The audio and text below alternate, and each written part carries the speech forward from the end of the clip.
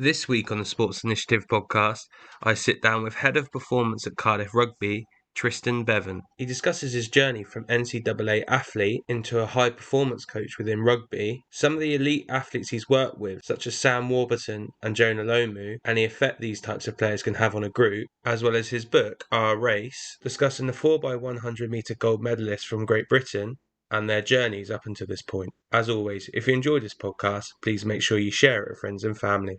I hope you enjoy.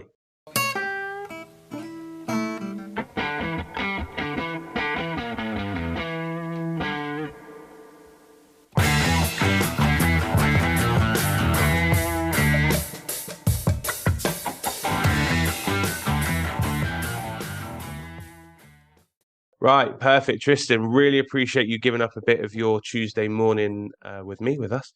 How are things your end? All okay? Yeah, apart from it being wet outside, it's great. Thank you. Yeah. Yeah, well, I mean, that is UK weather. It's always going to be a little bit wet and windy and stuff. So, yeah, Coronation, we had a bit of sun, so that will do, I think. Yeah, for people that maybe don't know you, do you want to, I guess, give us a little bit of a whistle-stop tour of who you are and what you do, and I guess how you've got there as well? I'd like to think that a majority of people don't know me, but I work with Cardiff Rugby as head of performance, and previously I was with Wasps for a period before their obvious tragic sad demise, and in a similar role. And prior to that, believe it or not, I was actually in Cardiff prior to me going to Wasps when they were called the Cardiff Blues. So as far as how I got to where I am currently, back in the late 90s, I was a very average runner, and I went to Michigan State University in America to try and compete on the American college circuit. Crumbs, it was an eye-opener, to say the least, where you had all these scholarship athletes from, in my case, in Michigan, from Chicago, Detroit, whose means, I suppose, of supporting their entire education was through sport. And at $35,000 a year tuition costs, the quality and the competition for sporting scholarships was incredibly high. So I was running just around 50 seconds for the 400, which was decent enough as an 18-year-old in Wales. But then you go to the States and, they laugh at me if I couldn't run a 48 for the 400. And you'd go to Tuscaloosa, Alabama one weekend, and you'd go to New Orleans, and you'd see Michael Johnson and see Marion Jones and see sort of Olympic athletes in their preparation prior to coming over for the Diamond League in Europe, competing against a little fella from Neath who's trying to make his best in Michigan State. So that was, to me, my first experience of the Darwinian effect of sport, of how, when you cross the white line, when you compete, nobody cares the preamble that came to it. It's how you perform on that day. And, if you're running 48s like I ended up doing in the end, running against people 44s, there's only one winner. So when I was there, I met Steve Black, who obviously everyone knows Blackie, who sadly passed away last year. An inspirational figure, a very funny man, a very educated, intelligent man. And he pretty much gave me the catalyst for my career, where I came back to Wales for a summer, I believe it was, to stay with my parents when I was in Michigan, and bumped into him. And he just started with Wales as a fitness coach under the Graham Henry era, when the World Cup was in Wales, and we just hit it off as people. He engineered my first job, which was in Newport, before rugby went regional in Wales, and we stayed relatively close up until his passing last year.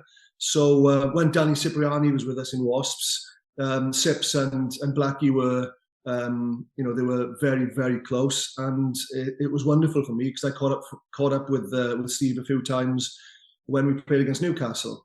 For me personally, I don't think I'm the best coach anywhere near in sport, and there was a culmination of experience and luck and geography and personality that got me to the position where I considered, I could actually do this as a living.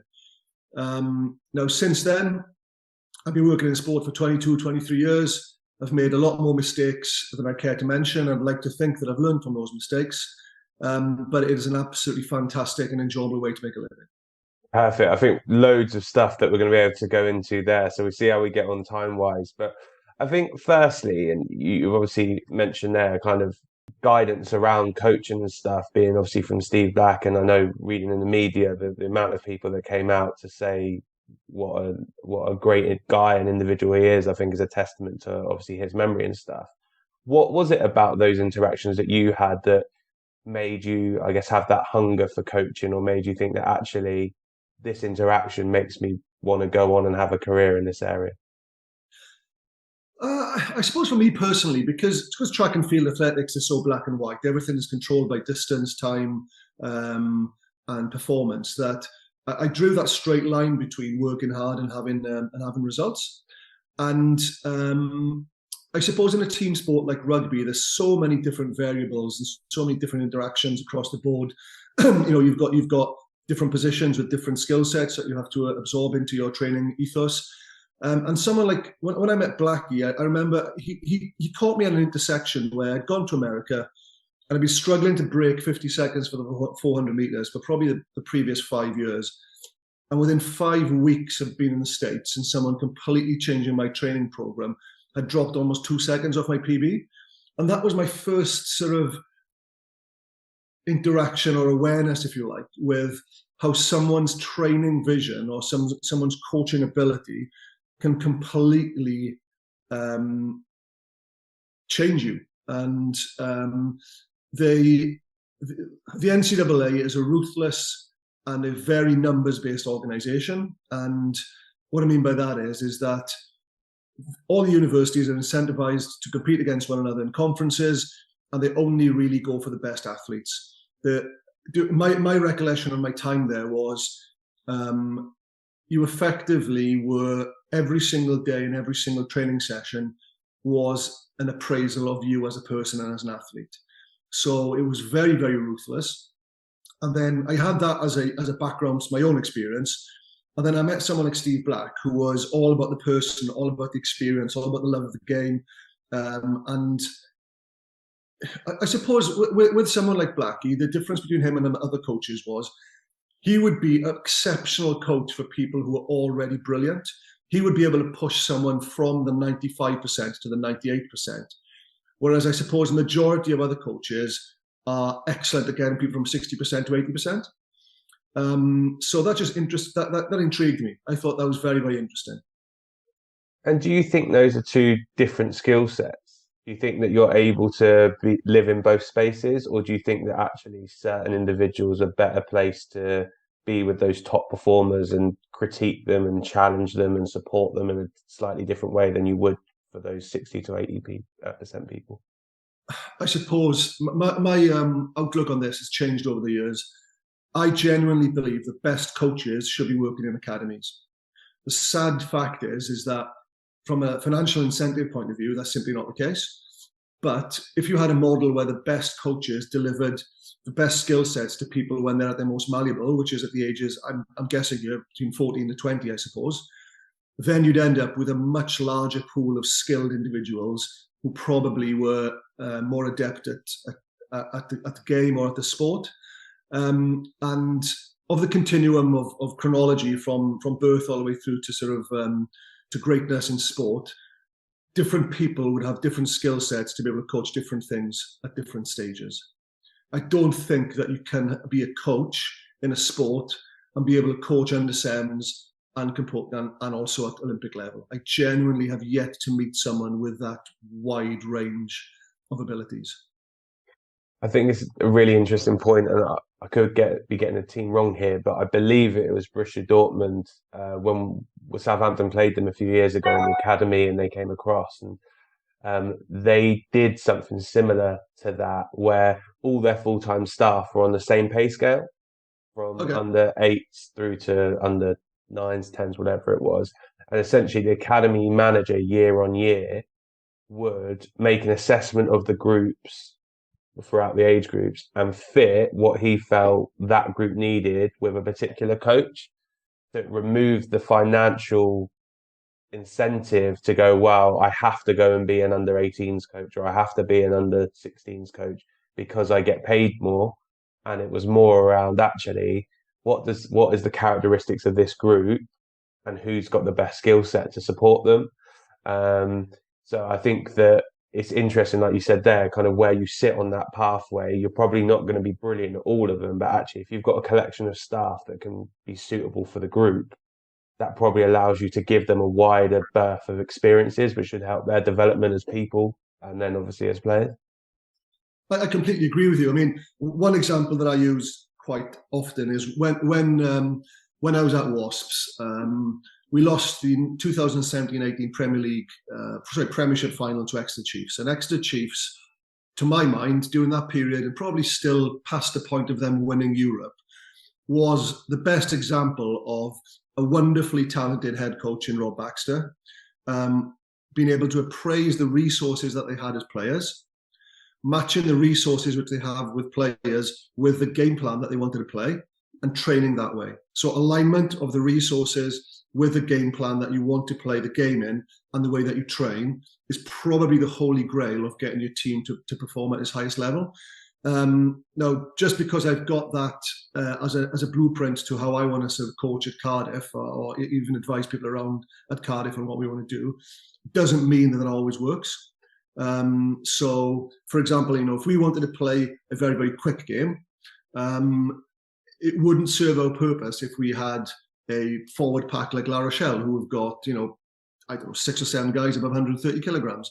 Whereas if we wanted to play a slow set piece orientated game in Cardiff, it wouldn't serve us well if we had a load of 100-kilogram racing snakes. So you have to appraise what you have and train according to what you have.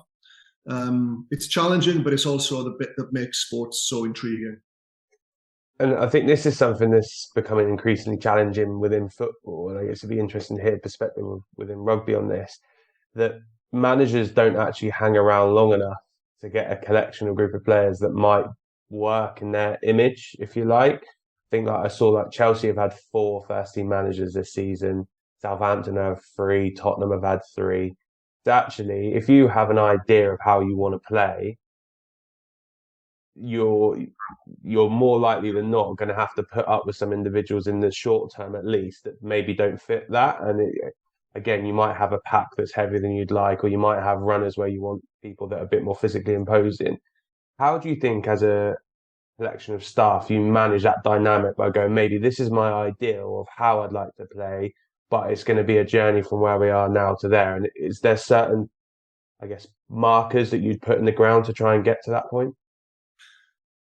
You're right. I mean, the luxury time has disappeared from rugby as well, man, because you have a mandate of probably 12 to 18 months in rugby after where you've started in a team for people to know what you're about.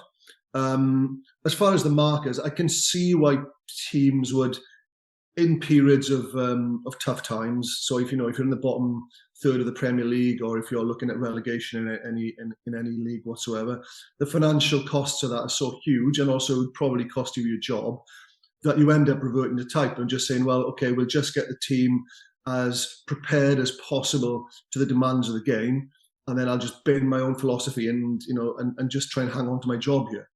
I suppose that's the pragmatic way of looking at it. I've learned the lesson to my cost in my career of having my philosophy as an S&C coach or as a performance coach override what the necessity of the squad asks of you. So I do have a huge bias on speed, but I'm convinced to my end that it's the difference between a good player and a great player in the majority of sports. But in the time it would take me to prove that to a cohort of players, we might be 12th in the league. And nobody's interested about this guy who's just banging the drum for speed, because all we want to do is climb up the league. So the context of where you put your own philosophy is very important. Now rugby has got, I'd say 90% of S&C coaches in rugby have got this strength first, fitness second, speed third, I guess mobility fourth kind of outlook. I'm generalizing there, and people will shoot me down for that, but that's what I've seen, I suppose. Now, I'm not quite sure if that's apt anymore. So I think philosophy, an S&C coach's philosophy, which is normally ingrained in your education, your own personal experience, I think that wave crashes against the shores of reality sometimes when you actually start getting your own philosophy judged in the league table. And you've mentioned there around you being speed first and the challenges that would face if you were to go fully down that route. I guess the first question is, why are you speed first? Do you have a understand the basin of why you are there? And secondly, you mentioned around, your ideology being challenged by results. Um, how do you think that plays with S&C coaches, either practice or curriculum or ideologies when they are going, this is my ideology, this is what I'm putting in place, but we are bottom of the Premiership at the moment? Yeah, I'll revert back to the point that you had earlier, which is at certain points in a player or a team's life where, whether you're coaching the academy or semi-pro professional, you will have philosophies that suit that time. I mean, someone like Sean Cumming in Bath, Professor Till in Leeds Beckett have done some great research as far as identifying the age-appropriate forms of training. I just find at the top level that speed is crucial. Now, I always use the golf analogy with my director of rugby, which is in golf, if you could hit a hole in one every single hole, you'd win the tournament. Now, if you look at people like Harry Arundel in England, we had Christian Wade at Wasps, you had Lewis Rees-Zammit that plays for Wales and Gloucester. These guys can score hole in ones. What I mean by that is they can have the ball in their own 22, and without passing it to anybody else or any interaction, they can score a try from whatever they can on the field. Now, that's obviously the easiest way of scoring. Majority of tries in rugby are scored by multiple phases or set piece kind of work. So that involves strength work, that involves fitness. But having the ability to score a hole in one does put the opposition on the back foot. I mentioned Danny Cipriani earlier. He said something like he was obviously one of the sort of thinkers of the game. And he didn't say this to me. I remember overhearing him say this, where in having real weapons on the outside of the field. So I remember we had Christian Wade on one wing, we had Josh Bassett on the other, players that could finish from anywhere on the field. It would make the field wider. So if you're in the middle of the field, you have to actually watch the outside, both ends, in order to sort of counter the threats of speed and agility out wide. And in doing that, you actually open up the defence for people on the inside to be able to exploit a little bit more. So having sort of weapons, having physical weapons in your team, whether they're huge forwards like Will Skelton in La Rochelle or Harry Arundel, people like that put a seed of doubt in other people's minds. So that's why I suppose at the level that I coach, that I think speed and agility and the ability to beat the man is so important. I don't know if you're a fan of NFL, but if you are, watch the Miami Dolphins this coming season, because I'm a Miami Dolphins fan, and they've basically done what you said there. So they've got five individuals that can all run below 4.3 for their 40-yard sprint times, and basically they've just said we want to be the fastest team in the NFL, and we're going to have individuals that just open everything up because of how quick and agile and stuff they are. And what I will say, just from an outsider's perspective, it's more fun to watch. Like Christian Wade, I know, growing up as a relatively young kid, enjoyed watching him just dart around. Jason Robinson was the same. You enjoy watching those players because you kind of get off your seat and go, okay, what are they going to do now? So it is slightly more enjoyable than just playing football out of your hands that I've seen a lot of recently. No, for sure. And I mean, the irony with having the ability to run repeated speed often is, every morning before I take my son to school, we watch YouTube clips of the previous football highlights from the Premier League. And you look at the players that Man City have got at the moment, as the game goes on and the people have more kilometres in their legs, that's when the gaps appear. And when the gaps appear, the quick guys and the fit guys are able to exploit it. Now, there's nothing worse from a performance point of view than seeing a team slowly run out of petrol as the game goes on. And the way I genuinely feel the way you counteract that is just by getting fitter and quicker. So I think that's a really nice point for us to divert across then. So if that's one of your key and core beliefs, how do you go around creating a squad that's capable of doing that? So obviously we've pretty much finished the end of the football season. We've pretty much finished the end of the rugby season now. People will be putting plans in place in terms of talent ID, but then also getting into pre-season and what that looks like. So for yourself, performance based, and you're going to have a lot of plates to spin.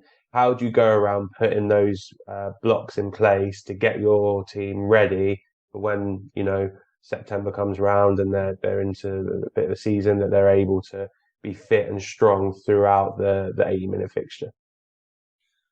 I mean, this is where philosophy comes back into play, I suppose. There's many ways of getting someone quick. You reduce you improve their strength to weight ratio, so you get them a little bit lighter and you get them a lot stronger. That's the same thing as making your car lighter and putting a bigger engine in. At the end of the day, sort of peak torque is going to get bigger. Now, you can also reverse engineer it, which is to say, if you look at sprinters around the world, there's a reason they look the way they do. Muscular, lean, powerful. It's because sprinting is a form of hypertrophic strength. At the end of the day, it involves a lot of reactive work on the floor. It involves a lot of rate of force development in sprinting, and the carry over the other way towards getting stronger also works. What I couldn't get my head around during my Michigan experiences was how athletes who'd never really been that strong in the weight room, who had never spent much time in the weight room, the first time they started lifting, they were starting at an exceptionally high level. It was because their bodies were already able to express power and strength through other means, which then, when they went into the weight room, they could express it by pushing bars and pulling bars because they already were strong. So it kind of goes both ends. It doesn't have to be a foundation of strength initially to express into speed. It can go the other way. Now, the majority of research coming from academia does go towards strength being a foundation. But that's the exciting thing about science, right? Is it keeps on evolving. Yeah, 100%. I think that academia and the practical implementation is a quite interesting space at the minute, because you're getting a lot of stuff coming out challenging people. Even one of the former guests, Megan Hill, talking around bio banding and relative age effect, etc. So it's a really interesting place of people trying to get those marginal gains in inverted commas. From a practical perspective from you, how much would you look to do in the gym, and how much would you look to do out on the pitch, and do game relative exercises or functional practice which increases running or strength, etc.? I suppose that depends on what you've got. Again, I mean, I won't name the teams, I won't name the individuals, because that's not fair, but I've coached in the past where you walk on, you praise the squad that you've got, and it's a huge squad full of already quick players. So you think, well, the best way I can serve these individuals is to get them to repeat what they've already got. And then you go to another squad that I coached in the previous times, which was the opposite, which was they were very, very fit, but there wasn't much physical weaponry. We didn't have much size to cross the gain line. We didn't have much speed. So therefore, your approach as a coach has to be tailored either towards super strengthening or good at, or if your weaknesses are so glaring that they might cost you, is that you're trying to plug those gaps. So, for example, now in Cardiff, we've got a lot of physically omnicompetent players in the team.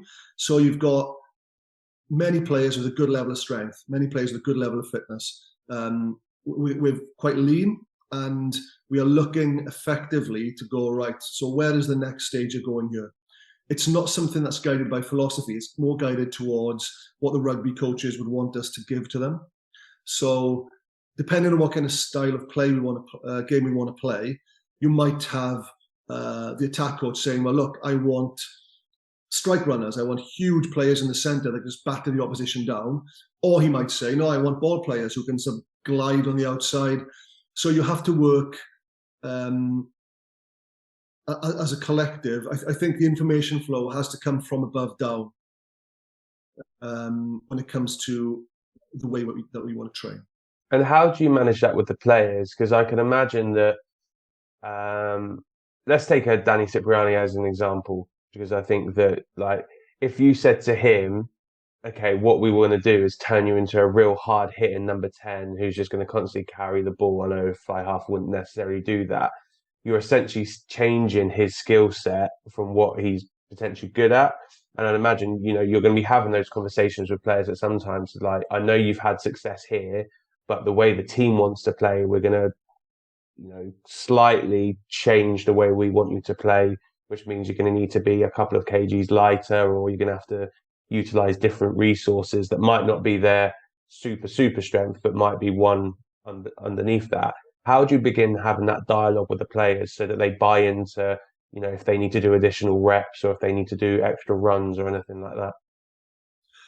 It's more guided towards the demands of the position, I suppose. Where using that example you had there was, I think the majority of professional sportsmen now.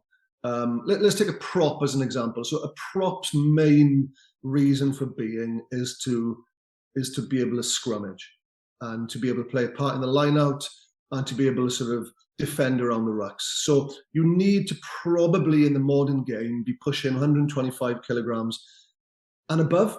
Now you've got the muscle mass argument, which is having a 110 kilogram lean prop is as effective as a 150 kilogram fat one.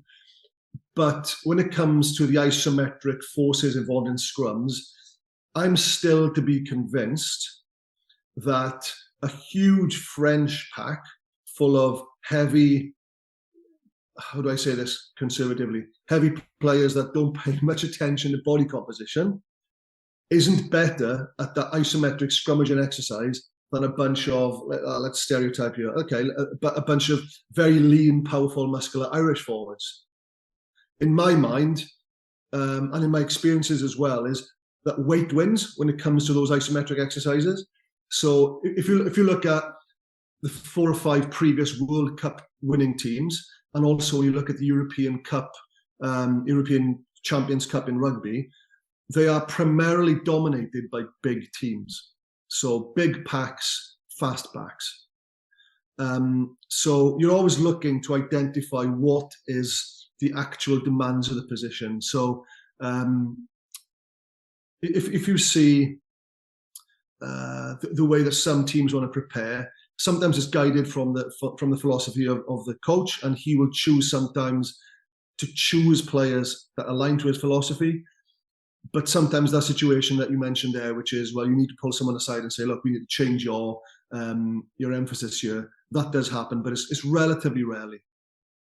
And how important is it for you to find a director of rugby that you kind of align to a certain degree of philosophies with? Because I imagine it could become increasingly challenging if they have a certain style of player of wanting to do stuff.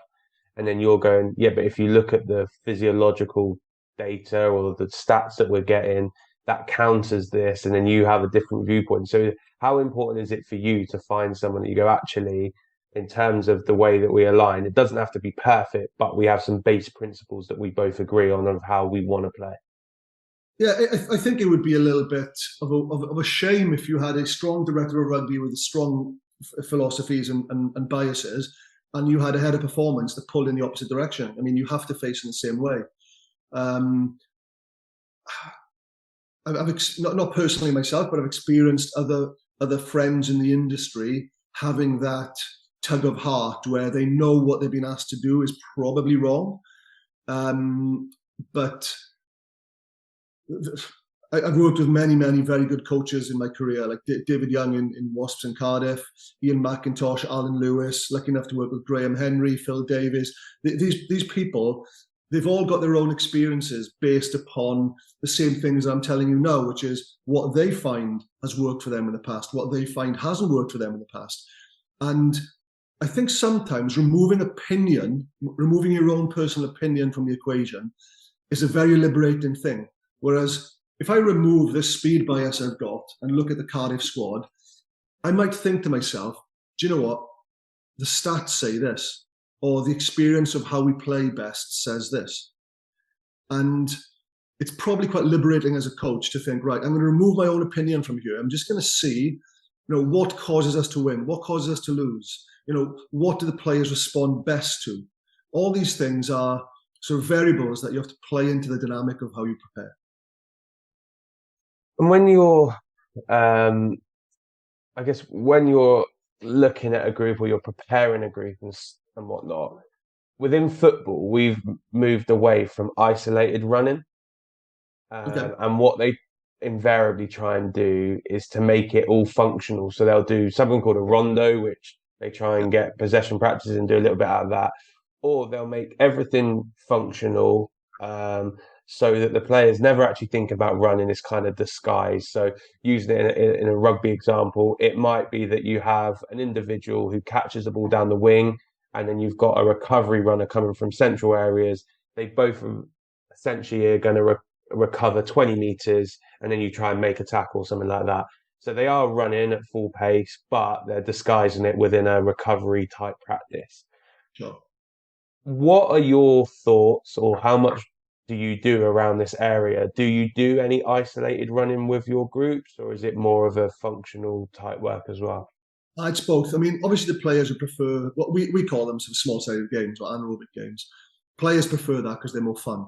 Um, but the evidence does show if we did, I don't know, 15 100s on a 1 minute turnaround, for example, and you set a time for this, which would be, I'm talking hypotheticals here, but say 15 to 17 seconds for each 100-meter run.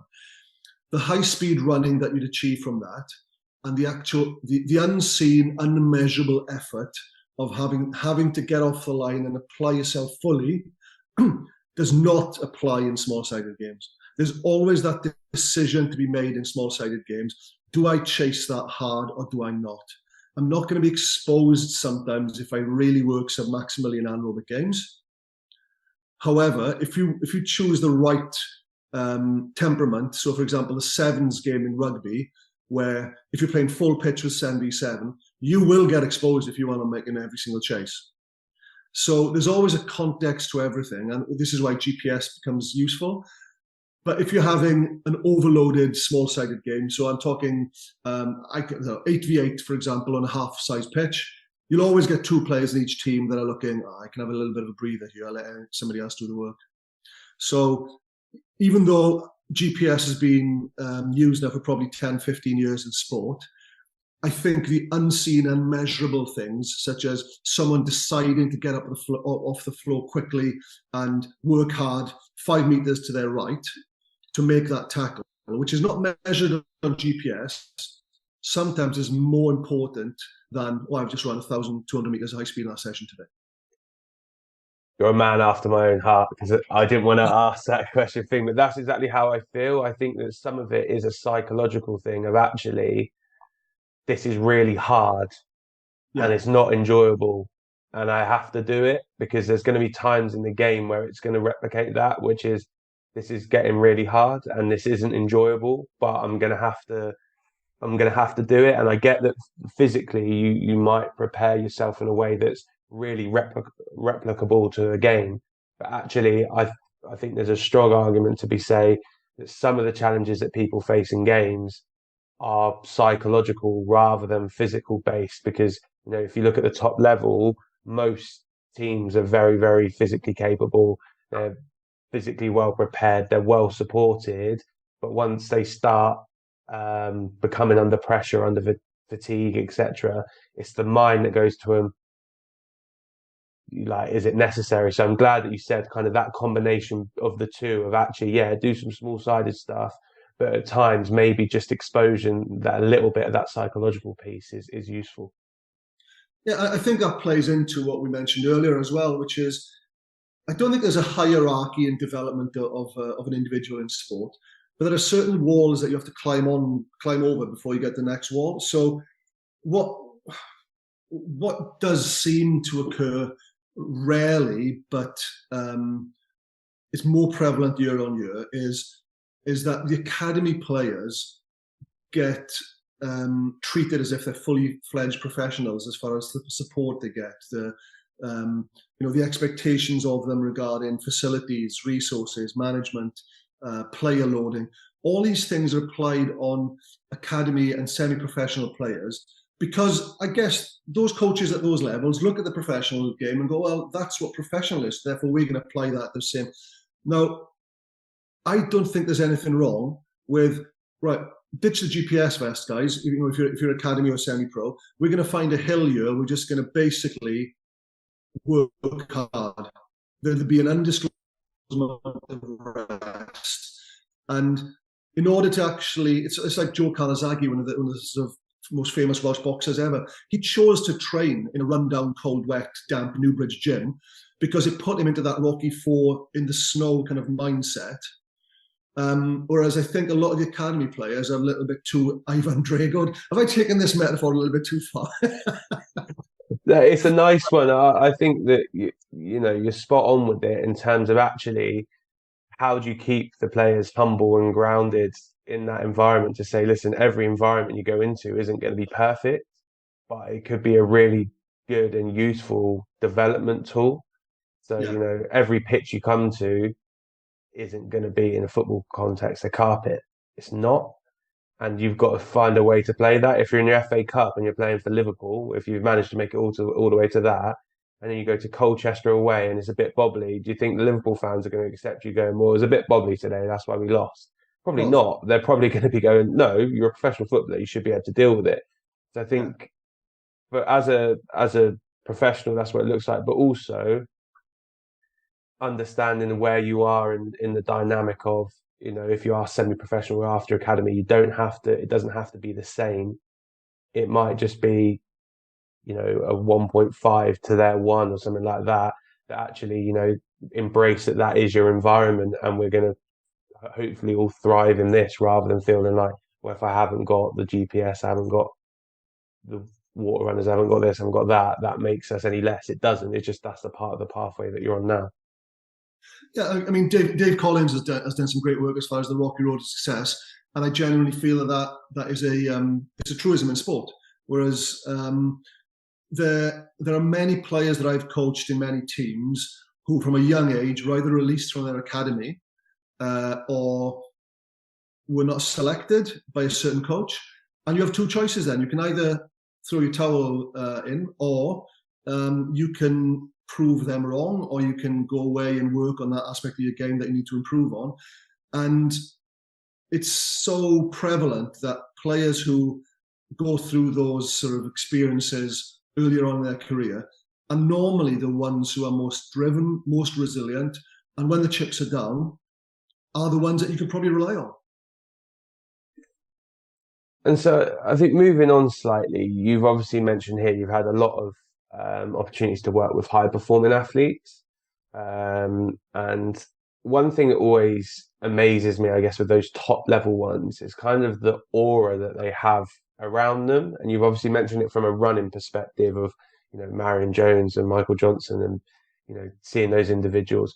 I'd be really interested to hear from your experience, is that a thing within the professional space where certain individuals kind of walk into a room and everyone else goes, "Oh wow, that is so and so," and how does that affect a group if they're in your building? How does that affect the group if you're going against them, or what does that look like?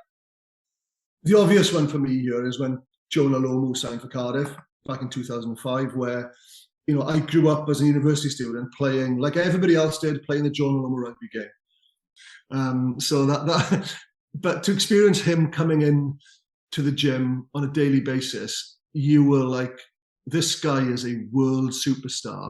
He probably is the person who's changed the game the most.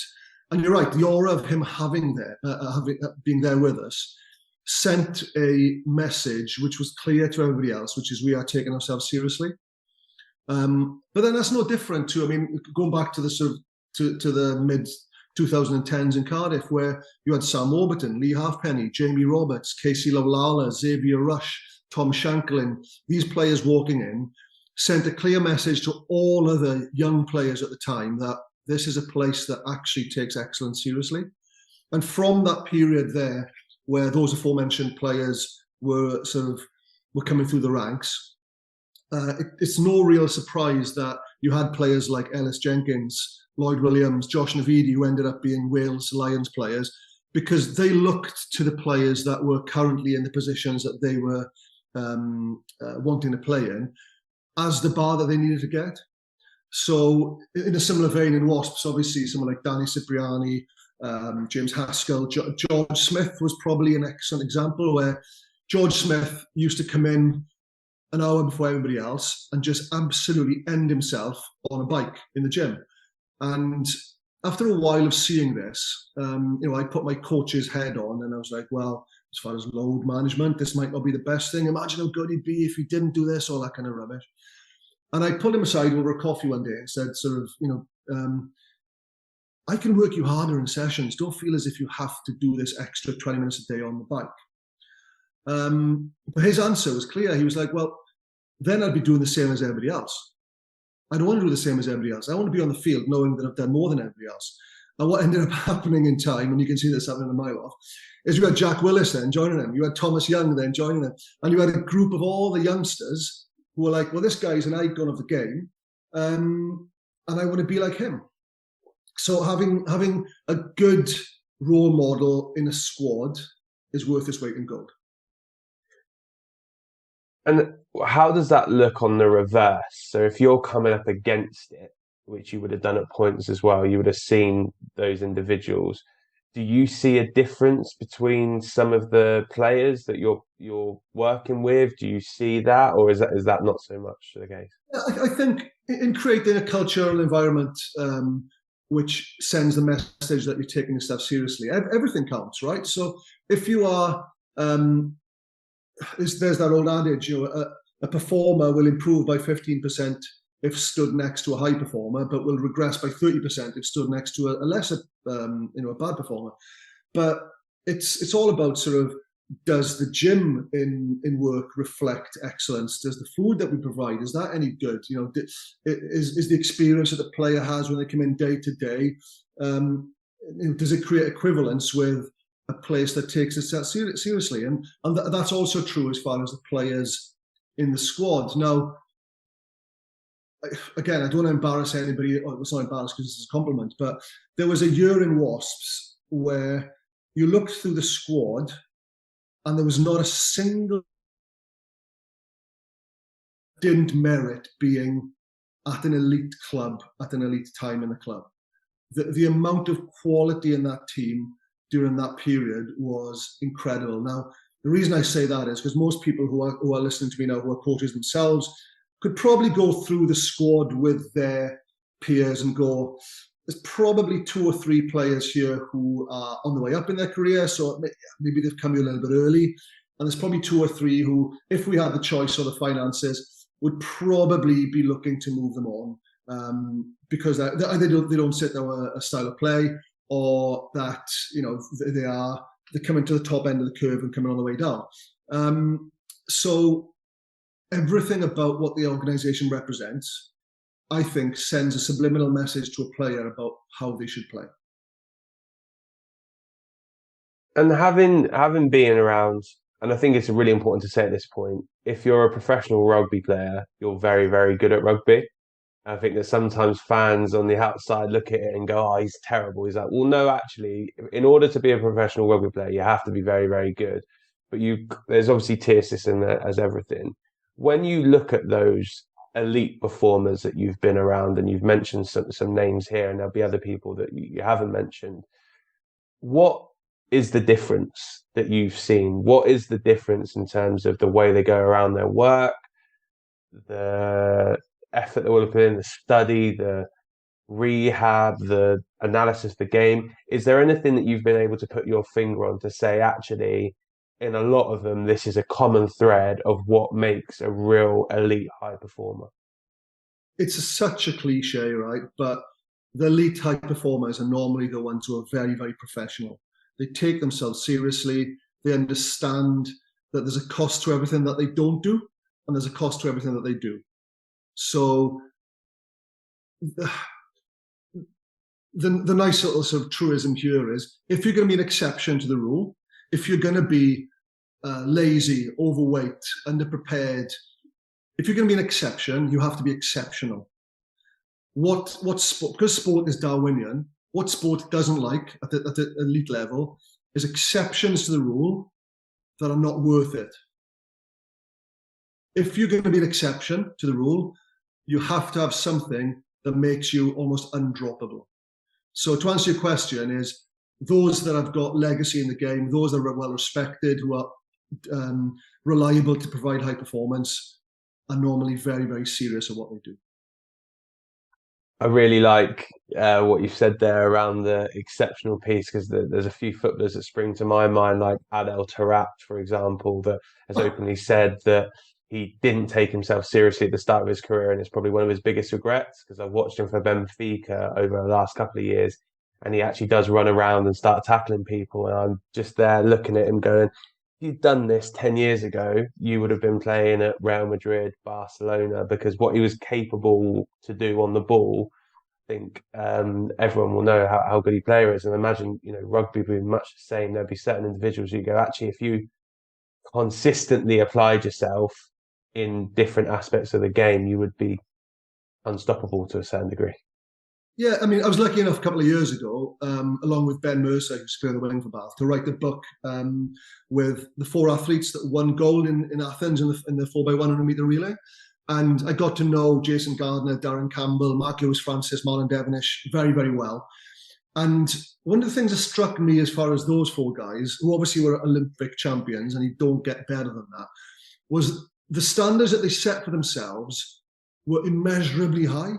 Like, I started off this conversation slightly self-indulgently talking about my experiences in Michigan. Now, had I got to the Commonwealth Games as a sprinter, I would have been so chuffed.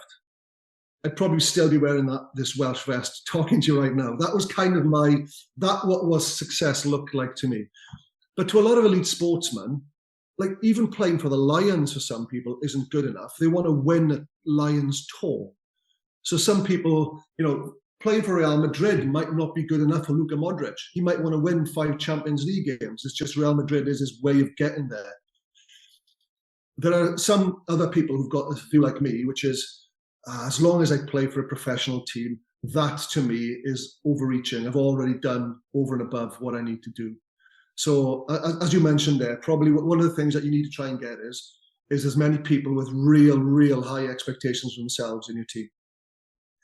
I think you read my mind there, because that was going to be my next caveat going into a slightly different conversation. So obviously you mentioned the book that you wrote and whatnot, and I'll be honest, I haven't read it, but what I did do is read a couple of summaries. There we go.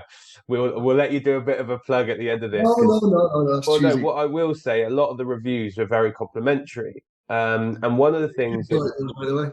yeah, but what one of the reviews said, which I found really interesting, was around the differences in journeys of those 4 individuals. And Yeah. actually, whilst there were obviously similarities in terms of the sport that they did, the actual route to it really brought to life. They were just a generic runner, and they were like, it was incredible to read how different the stories were, etc. So I guess there's 2 questions for me. Is one, how prominent was that for you whilst you were doing your research to say, actually, we've got these 4 individuals that in a moment in time have come together, but the way they've got there is completely different? And 2, how, from what you've researched, did they manage the dynamic of competitors to them teammates? Because that's the thing that fascinates me with the relay, is the fact that you can go from someone who you're going against in the 200, you're going against in the 100, and you might have knocked them out in the previous semi-final to get through to the final, but now we're together and we're trying to win. How did those 2 things come about? Yeah, this is an interesting one, because what I didn't realize, I'm good friends with Darren Campbell. I've known Darren for 15 years and is an absolutely wonderful human being, brilliant sportsman, all the above. So when he came to Ben and myself with this idea of writing this book, I didn't realize how much the 4 guys competitively just didn't get on with each other. So when you consider, if you're a rugby player, there's probably 60 of you in Wales that can operate at the top level. But if you're a sprinter, if you're not in the top 2, you're probably not making much money. So Mark Lewis Francis was the direct threat to Darren Campbell's mortgage. And when you look at it through that prism, you think, how on earth did these guys unite to create? Because they beat also probably the best American 4x1 team on paper that's ever been. So when you add Maurice Green, Kobe Miller, I've forgotten who the other 2 were. Oh, Justin Gatlin was there, of course. When you add those 4 guys as individual 100-meter times in those Olympics together, they should have broken the world record by about a half a second. They were actually better than your Carl Lewis's and your crumbs. I'm trying to think of other names here now, but they were probably on paper the best American 4x1 team in history. So the 4 guys from Britain had no business whatsoever winning that race. But what you had was this unique combination of four guys with a real strong burning fire in their belly to achieve. And also, they'd failed themselves in a relay sense over and over again. They'd understood how they worked as a quartet, and they realized their best chance of winning was to disrupt the Americans, put them off their game. It was almost like Wimbledon against Liverpool in the 1989 FA Cup final, where if you can get inside their heads, you might actually disrupt them. Now, the way they did that wasn't about shouting and hollering. So Jason Gardner on the first leg had just become world indoor champion a couple of months prior. So if you're the American athlete, you're looking on the inside thinking, this guy's really quick off the mark. And then Darren Campbell, who was on the second leg, had just had a huge beef publicly with Michael Johnson, almost come into a fight in a nightclub in Athens, that Michael Johnson, the sprinter, had accused him of faking. So Darren just wanted to take on the world and his wife. Darren was just furious with the way that he was perceived in the press. And even though he did have a hamstring injury, he was like, no, I'm just going to prove to myself and to these guys here that I'm the real deal. Now, on leg 3, Marlon Devonish was the coolest, calmest guy you could ever get to. You know, he'd be the guy listening to his headphones, relaxing, almost asleep on the track. But then he was also the most dependable relay runner Britain has probably ever had. He's the most decorated relay runner and individual athlete that Britain have ever had. And then Mark Lewis Francis on the last leg. And the reason I laugh there is because I've watched the race 100,000 times, my own research. And you could have had a Ferrari Testarossa get up against Mark on that last leg, and he would not have beaten him. He was just the most inner city Birmingham. He's from Smethwick. He's the most sort of come and get me. I'll give you as much as you. I'll give you back as much as I've got individual in the world at that time. So you had this sort of 4 individuals who had very, very strong reasons for overperforming. And sure enough, Jason had a wonderful start. Darren was effectively screaming on the back straight. And the Americans, by the time the exchange between, I think it was Gatlin and Kobe Miller on legs 2 and 3, they'd messed it up. And then by the time Marlon Devonish, who was this calm guy, flew past on leg 3, Mark had maybe a meter's lead over Morris Green on leg 4. And it was, to me, that was a nice little metaphor about how teams can actually work on their own individual strengths and overcome adversity. Yeah, I think that's a really nice anecdote, as you said, mentioning like the characters and stuff around it. How did, I guess, if you do know, how did they go around, you know, understanding each other's strengths and putting that in place? Because I could imagine from the story that you've told there, if you've got Mark Lewis Francis, who at times can be a bit of a lively character and is a bit of a inner city Birmingham boy. And if you catch Darren Campbell in the wrong time where he's being agitated because of external factors, that those could potentially clash, and then that creates an issue. So how did they go around, I guess, one pacifying, but almost have a truce, if you like, of going, listen, for the best of all of us, this is what we need at this moment in time? I think they understood. Britain had a really poor Olympic Games. None of them had qualified for the 100 meters final. I don't think. Had Jason? No. And they understood in time. You're not going to believe this. I got Jason Gardner phoning me right now. That's ridiculous. Speak of the devil and he shall appear, right? That's crazy. I mean, they say that Siri listens to you, but that's ridiculous. I haven't spoken to Jason in months. Wow. Anyway, should we start that answer again? How did they get on as a 4? I think they understood that because Britain had a poor Olympics, that this was their chance of salvation. They knew that they'd had a very, very poor semi-final, but still run quickly. And I think it was a case of, if we get this right, we might actually prove people wrong. The British press had also been very, very quite dismissive about their chances. So you had this sort of crucible building of all their little sort of talents culminating at the same time as them being able to look each other in the eye going, if we can put our egos to one side, we might actually win gold. And they did. And again, like I can't watch that clip on YouTube. There's like a 9-minute clip of the build up to the race. And knowing that I've gone through the journey of writing the book with the guys, it does make me emotional watching the clip, because these guys, it was the only time they'd run as a foursome. And this is my opinion, this is not theirs, this is my opinion. They have not been given the respect due by the British establishment in sport on how they achieved and what they achieved. And I compare them with Team Sky, I compare them with the rowing. So, these are sports that work as a 4 and a 5. And they are celebrated in Britain because, the British cycling team, fantastic for years. British rowing team, amazing for years. Here's a collection of 4 guys who probably achieved a harder task than all the aforementioned sports, but was still written off as, it's only a relay medal, isn't it? Yeah, I've pulled a face there for people that can hear it, but I do understand exactly what you're saying, that actually every year people will watch the relays hoping that Great Britain do well in it. If I know most people that don't watch the Olympics from start to finish, and they'll go, "Oh, when's the relay on?" And that's the one they watch with the hope that Great Britain will. And I think that for those individuals not to be given the credit in terms of succeeding, getting a gold medal against the USA team, and naturally, if you watch the Olympics now, USA, Jamaica are both pretty handy in terms of their relay, and normally they kind of go off and everyone else just following behind them. So for them not to get the credit of it's a gold medal just to begin with, and that actually that gold medal is against a fantastic USA team, it's sad that is the case. I've got one last question for you before our final one. So, which is, how did you feel about, I guess, switching sports slightly? So you've gone from being an athlete, doing 400 meters and stuff, to then obviously going into rugby and performance that based. How was that for you as an individual in terms of going, okay, I've obviously grown up in this space and I've competed in this space, but I feel comfortable and confident and capable enough to go in and do an excellent job within rugby, and making sure that you've got credibility with the individuals that you're working with?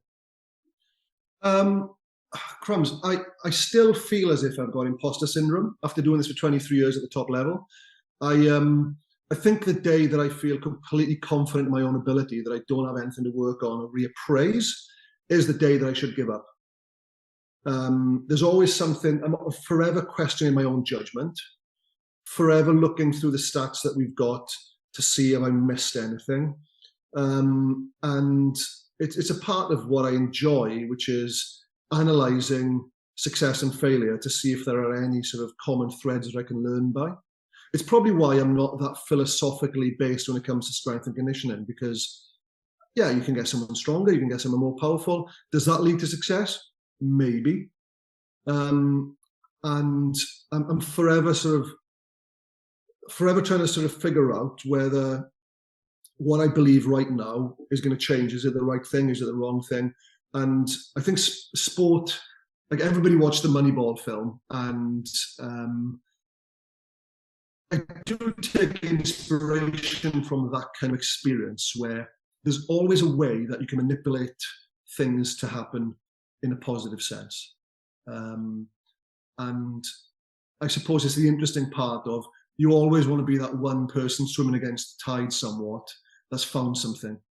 And that's kind of what drives me on. And to answer your question, to this day, I still question myself. I still get to the point of, right, I don't think that smells right to me. I'm gonna look at that again. I think that's a super strength in itself, though, right? Like, being able to be humble enough to say, actually, I might not have answers, but I'll have a look at them, or not being defined by a specific way, because thinking, well, this is the only way that you can win, or this is the only way that you improve, and actually going, you know what? There's a lot of context around this. There's a lot of statistics around this, and I'm going to take evidence and I'm going to use that evidence to inform my practice.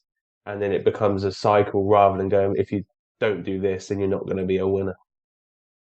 Exactly. I mean, who would have predicted 10 years ago that a 6'4" guy from Jamaica who only took 39 strides to run the 100 meters would be the best athlete ever? And who would have predicted where someone like Erling Haaland, who scored 51 goals in a season, has he got any real footballing qualities apart from scoring a goal? I'm not quite sure. You tell me. But there's always exceptions that are going to pop up to change coaches' opinions on what is right.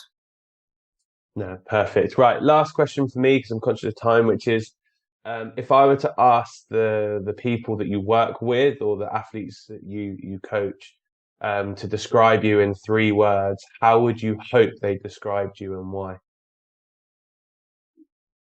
Frustrating.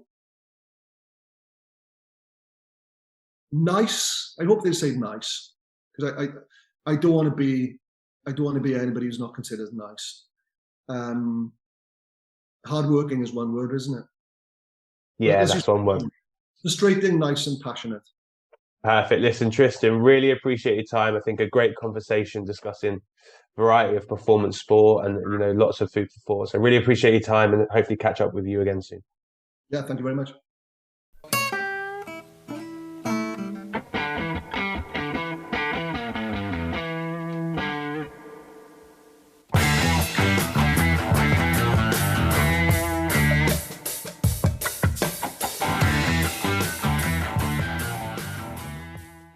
Thanks for listening to the Sports Initiative podcast with me, Michael Wright. Please remember to follow us on Twitter, Facebook and Instagram at the Sports Initiative Podcast and share this podcast with friends and family. I'll see you next week.